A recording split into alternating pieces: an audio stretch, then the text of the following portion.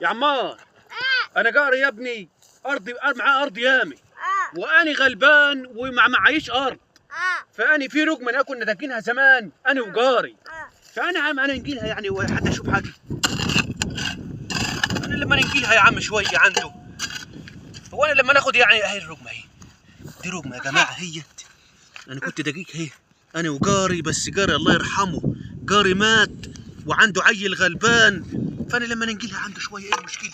اوعى كده يا اوعى عمار، مش عايزك تقول لحد خالص، اوعى تقول لحد ماشي، ولا كده شفت حاجه، ناخده شويه يا عمي، لما ناخده خطوه من عنده ايه المشكله يعني؟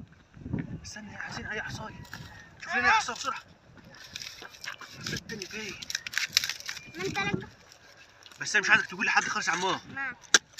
اصل قاري دي عنده عيل غلبان كده، فانا ما ناخد شويه من عنده يا اخي. حلوه يا عم، ننقله كده اهو اهي ماشي. نقول دي المصرف بقى، تعالى كده، تعال المصرف بقى ناخدوه ايه؟ ناخدوه حته حته كده اهو، بس امانه عليك يا عمار، اوعى تقول لحد، انا عايزك تعمل اعمى ولا كانك شفت حاجه ماشي.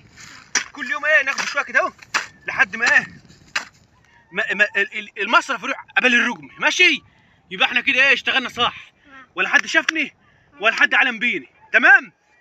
ايوه كده، ايوه كل يوم ناخده شويه كده نضيفوهم عند ارضنا نوسعها شويه، يا ارض واسعه يا عم، عند ارض ياما دي. ايه رايك في الشغل دي؟